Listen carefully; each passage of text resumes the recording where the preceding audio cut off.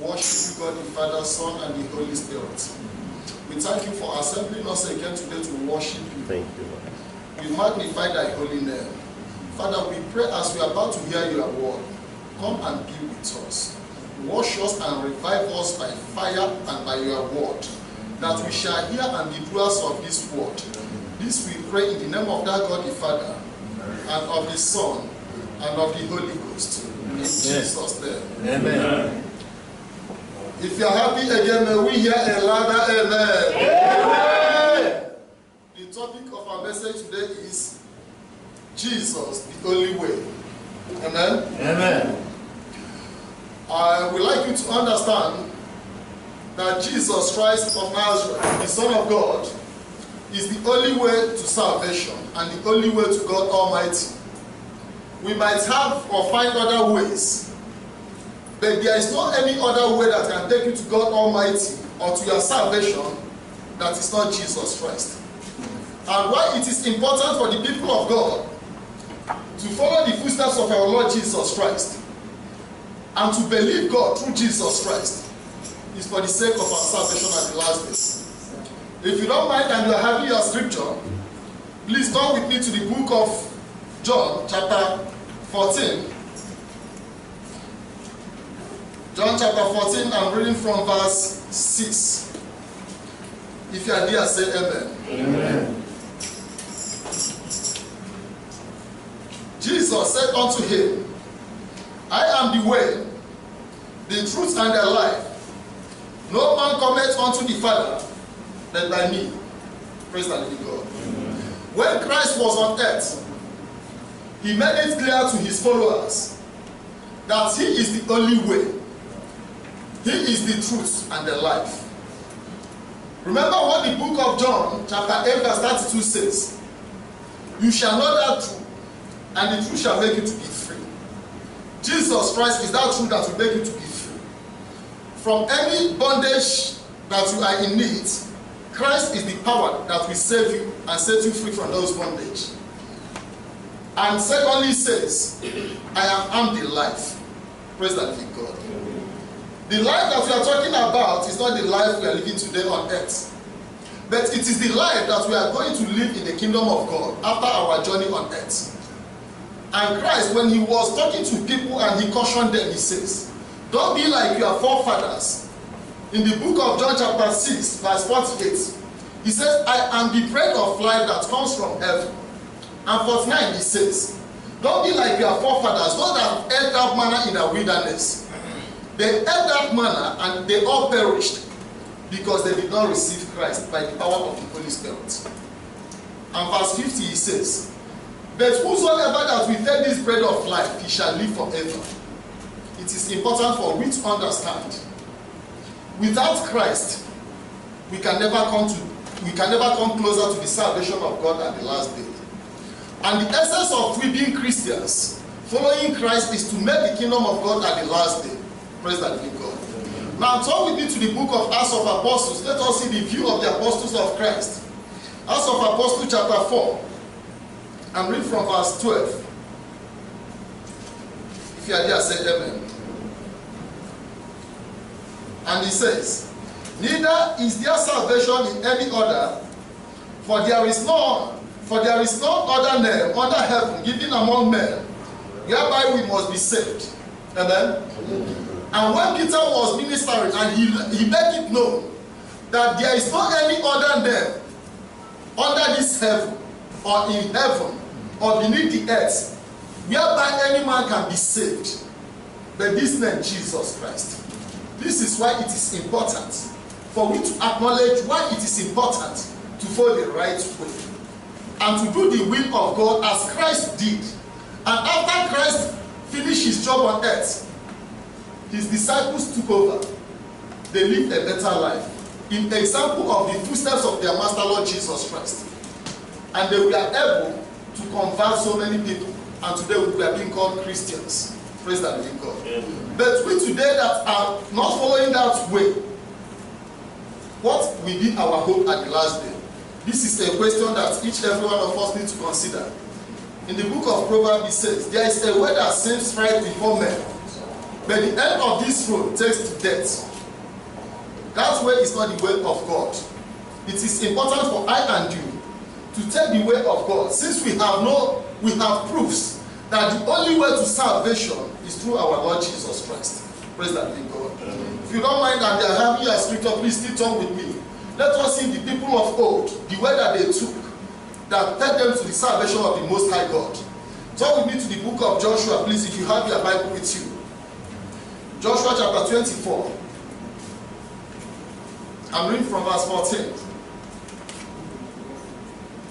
And he says, now and therefore fear the Lord, and serve him in sincerity and in truth, and put away the gods which your fathers served on the other side of the flood and in Egypt, and serve ye the Lord. Amen? Amen. The message so important that I want you to understand is this. He says, serve God with fear in the first place. Serve him in truth and in sincerity. And remember what Christ says, that he is the truth. Praise the living God. Yeah.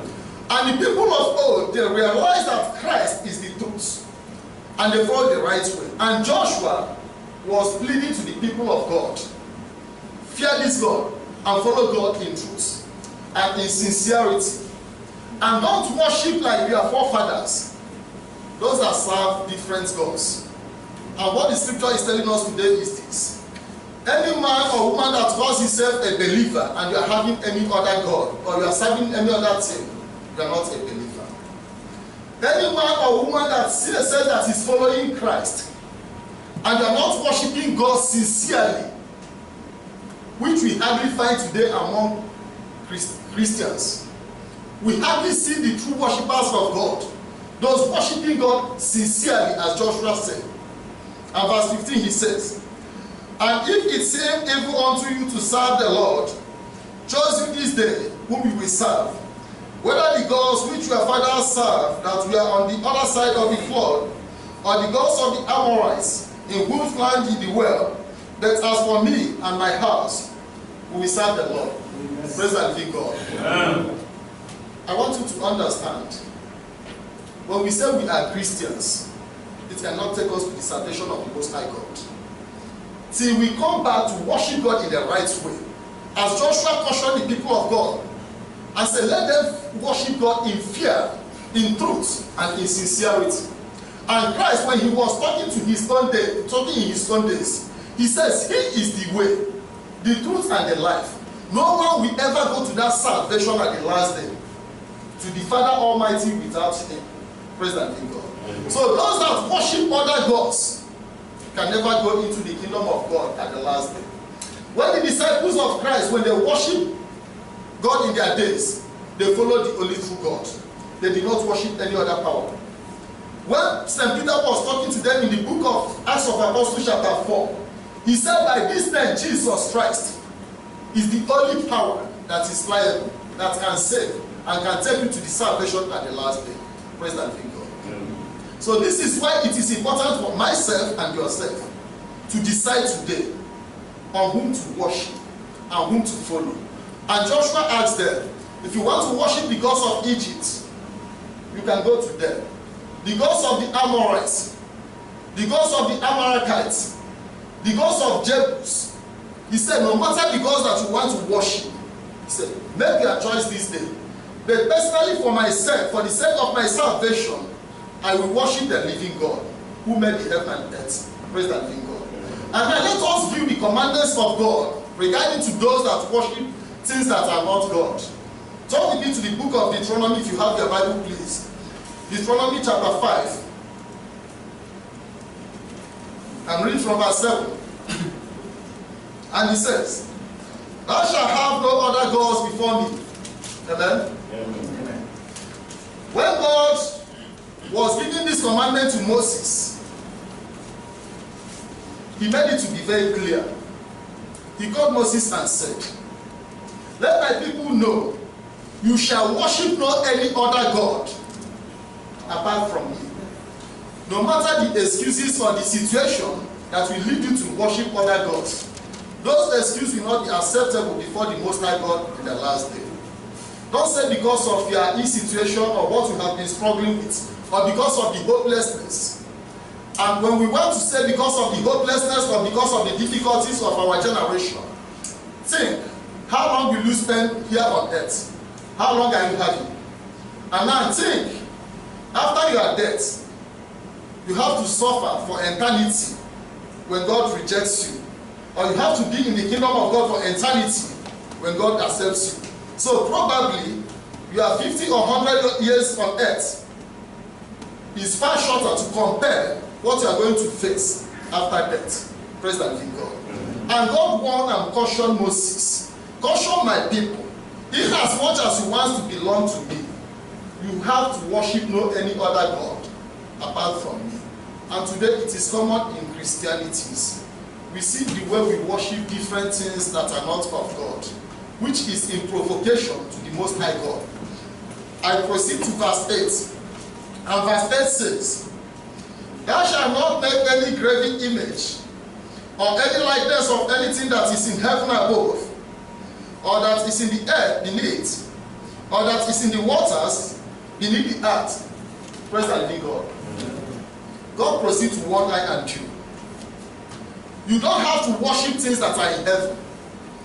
Be it the firmaments of heaven, no matter whatsoever it is, but it is not the living God. God wants seriously. Let my people understand that they don't have to worship anything seen in the heaven, or anything that is on the earth here, or anything that is beneath the earth. Praise the living God. It is a direct commandment from God to mankind. Moses wasn't the one who wrote this commandment, but according to the account of scripture, God wrote these commandments and gave to Moses, and it's part of our 10 commandments today. Praise the living God. Amen. And verse 9 continues to say, for thou shalt not bow down thyself unto them, nor serve them. For I, the Lord thy God, am a jealous God, visiting the iniquity of the fathers upon the children, unto the 3rd and 4th generation of them that hate me. Amen. Amen. Now to the response of God to those that worship other gods, to those that follow the way that is not the way of God, as Christ hath enlightened us that he is the only way. And any other man that decided to follow other ways, and God is now laying curse on such a man. I want you to understand why today Christianity is like we are not winning the race anymore. And God said, things in the waters will not serve them. Do you go to the waters for sacrifice and rituals? God says no. It's an abomination. Are you worshiping the gods of water, which we simply know as the marine spirits or whatsoever? God said you will never worship things like that. And to those that worship things like that, there's almost a way that is not the way of God. And God laid curse on them, that I will lay my punishment upon their 3rd and 4th generation of such a people that refuse to hearken unto my commandments. Praise the living God. Amen. Perhaps some of us are suffering from the curses of the Most High God because we refuse to follow the way of God. Praise the living God. I want you as a Christian to reflect. The most important thing when we are being called Christians is a life that will come after this life that we are living. If our hope is in this life, which means we are hopeless, we deserve mercy. But in as much as we have hope after this life, you as a child of God, cross-check your ways. Think properly over anything you are doing. From the day you decided to say you are called a Christian, and why did Christ decided to let Nicodemus understand that except he's been born again, he will never go into the kingdom of God? We might acknowledge that he's a believer. Nicodemus is a believer, as most of us we are believers. But he never knew that a man will never go into the kingdom of God except that man be born again. So it is important for I and you to realize today. Maybe we have been worshiping things that we don't need to worship, which Christ has classified as other ways. We have so many spiritual ways in our generation today. Perhaps the gods of your land, perhaps the gods of the land where you sojourn to, perhaps the gods of other land, as Joshua named so many gods for the children of God, the gods that they met along their way from the land of Egypt to the land of Canaan. He says, perhaps you have decided to follow those ways. But for him and his family, that he wants the salvation of the Most High God. Because the most important thing is not today, but where will you be at the last day? This is the most important thing. Now consider the word of Solomon, that he says in the book of Proverbs, there was a way. This way seems right to men. I might understand that so many ways that is not of God gives you what you need as a man. They supported you financially to make your living to be more easier on earth. But think of the last day. Because what the scripture says in Acts of Apostles, we shall go into the kingdom of God with so many tribulations. It doesn't say that a child of God will not be poor. There is no portion of scripture that says as a child of God you will never be poor.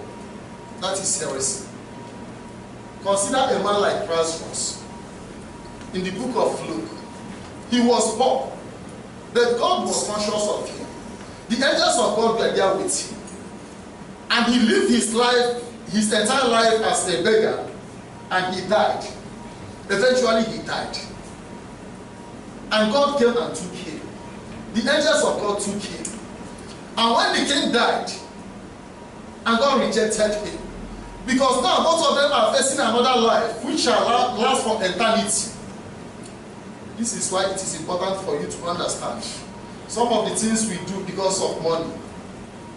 It is an abomination before God. Praise the Lord. If you don't mind, let us proceed to see the full confirmation of our Lord Jesus Christ as the Savior. We don't have any other Savior. We may have other spiritual leaders or spiritual heads, but none of them will be compared to our Lord Jesus Christ. According to the book of John chapter 1, verse 1 says, in the beginning was this Word. This Word was with God. And eventually, this Word became God. And nothing was being created without this Word. And that Word is Jesus. Praise the living God. Is the way to the everlasting life. Praise the living God. Please come with me to the book of Matthew. Matthew chapter 1. I'm reading from verse 21. If you are there, say amen.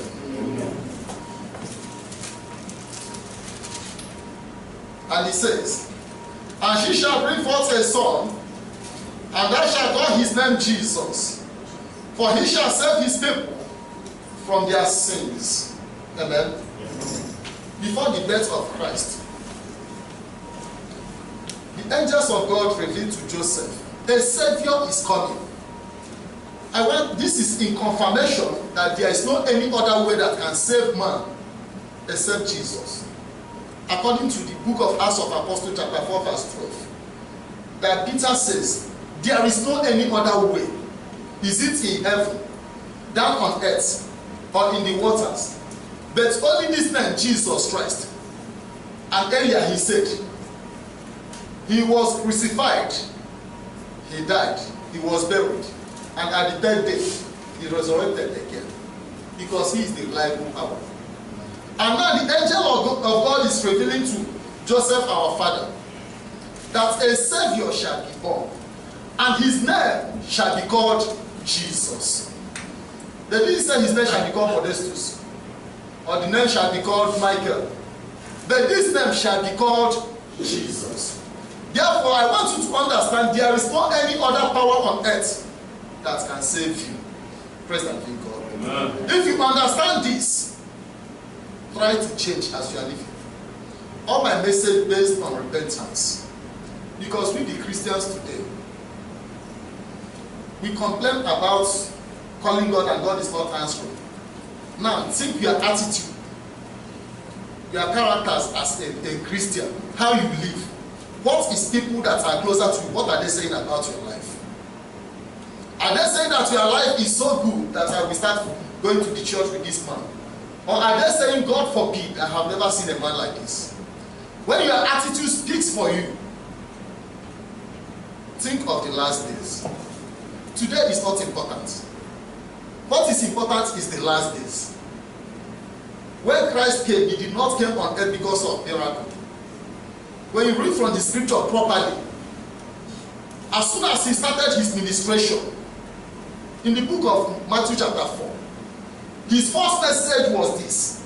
He said, repent, for the kingdom of God is at hand. He did not make mention of any miracle. When John the Baptist came, his first message is this: repent, for the kingdom of God is at hand. O ye generation of viper. Praise the living God. Now go back to all the prophets of God. All they try to do is to bring people back to that way. When Jeremiah was talking in his own days, Jeremiah says, seek ye that ancient path. That ancient path is Jesus. There is not any other way. In Jeremiah chapter 6 verse 16, Jeremiah said, please seek the ancient path. Come back to that way and walk in that way, and you shall find peace for yourselves. You shall find peace on earth. The difficulties we are facing, where is it coming from? When we are not taking the right steps to the kingdom of God, when we make people to transform the name of God because of our attitude. When St. Paul was preaching in his own days, in Romans chapter 2 verse 24, he said people have blasphemed God because of we the Christians, we the believers. We need to go back to that ancient part. But notwithstanding, Jeremiah says, but these people said no, we will never go back to that ancient part. And Isaiah confirmed it. Isaiah said, this generation says no, we have made covenant with death. Praise the Lord. If we finish our rest on earth, keep wasting our time every Sunday without making the kingdom of God, it shall be horrible for I and you on the last day. This is why it is important for you as the child of God, reflect and think twice. Why do I come into this life? That is an important question that we need to consider. Ask yourself, why am I into this life? Why did God send me into this life?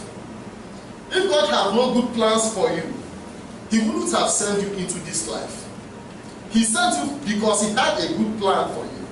And his plan is for you to come into his kingdom at the last day. When our forefathers lost that golden opportunity, it is now our obligation to get it back. We don't need to continue blaming them. When we blame them, I think we are not doing better than them today. Christ has came. And when Christ came, he took away so many curses. He diluted so many curses that people are no longer dying according to their sin instantly. It is the greatest grace that God has given to I and you, so that we can make the kingdom of God at the last day. Praise that in God. If you don't mind, let us turn to the book of Hebrews to see how Paul analyzed our Savior. The book of Hebrews chapter 5.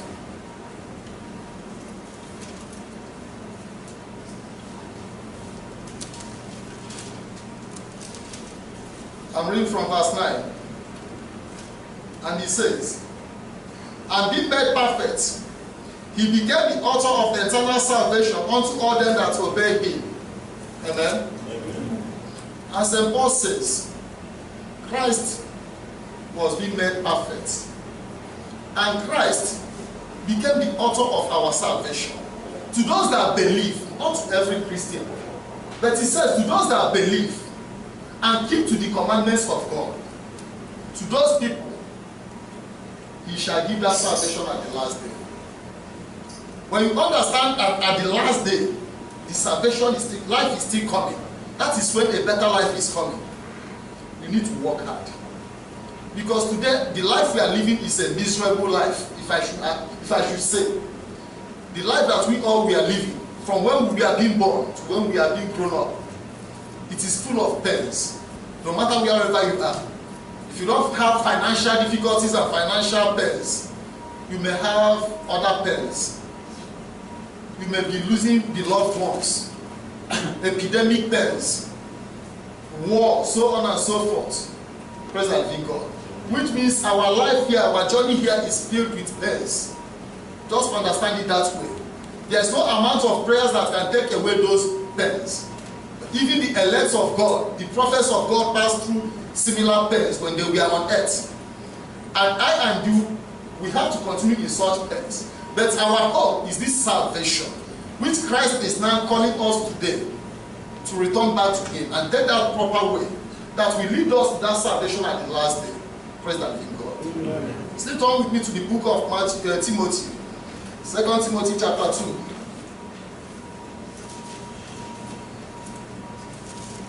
I'm reading from verse 10. If you are there, say amen. Amen. 2 Timothy chapter 2 verse 10 says,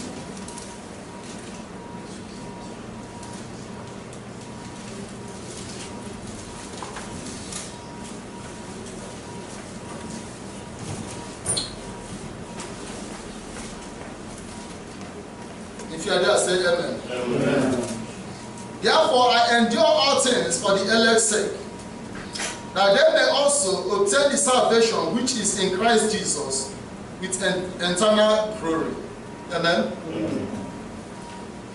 And St. Paul keep writing to Timothy. He says, therefore, the children of God, we need to endure whatsoever you are passing through, whatsoever you are seeing in your life, the difficulties that will take you into that kingdom. Because Christ says, narrow is that way. That way is filled with difficulties that will take you into the kingdom. And Paul keep on encouraging Timothy. As I keep persevering, so that I will make it at the last day. Please persevere for the sake of the elect, so that at the last day, the children of God will make that salvation. This is the most important thing that the scripture keeps teaching us from Genesis to Revelation. Scripture is not teaching us about any other thing but the salvation of God at the last days. Since we have had lots of revelation from the prophets of God, we have lots of visions from the visioners in the scripture that there will be a last day when the children of God will be blessed with eternal salvation. And the scripture is encouraging you, please, dear child of God, come back to that way. The way that looks good unto man, that takes us to destruction, is no way. We end up in a destruction that will take us to a second destruction. It is not of God. Praise the living God. Yeah. But what is of God is this: for you to humble yourself. No matter whatsoever you believe you are, forget about it. What you are is just dust. We are nothing but dust. Forget about whatsoever you think you are. Keep them aside and understand that your salvation is the most important thing. Are you a young man? Forget about your physique and your fitness. Are you a young woman? Forget about your beauty. But come to that way, so that at the last day, God will bless you. Praise the living God. Yeah. Our final quotation, if you don't mind, please come with me, so that we see the confirmation of the only way through our Lord Jesus Christ. Come with me to the book of Revelation chapter 1. Revelation chapter 1, I'm reading from verse 8 to 9. And 8 says, I am Alpha and Omega, the beginning and the end, said the Lord, which is, and which was, and which is to come, the Almighty. Amen? Amen. When Christ was revealing to our brother Paul, John in Patmos, Christ told him that I am the Alpha, I am the Omega, I am the beginning, I am the very end. Said the Most High God. Praise the living God. If Christ has confirmed that He is the only way, the beginning and the end, the only power that can give salvation to you, why not come back to Jesus Christ? Amen. Amen. It is advisable for the good people of God to come who can save us, who says he's the only way. He says he is the only beginning and the end. Without this man Christ, there won't be peace in your life. In my life as well. We have been into those lives that is not of God. And what was the outcome? The outcome is sorrows and lamentation, multiple problems. And verse 9 says, I, John, who also am your brother and companion in tribulation and in the kingdom and patience of Jesus Christ, was in the island that is called Patmos for the word of God and for the testimony of Jesus Christ. Praise the living God. Amen. I want you to understand one thing that is important. When John was collecting these messages, he told you, I'm your brother, I'm still facing the same situation you are facing. Situation of tribulations. Because we, the children of God, we go into the kingdom of God through so many tribulations according to the scripture. He didn't say everything will be well with you before he goes into the kingdom of God. He was in prison in that land. He was suffering. But thanks be to God, he made the kingdom of God. And he told you that this Christ is the man to come again.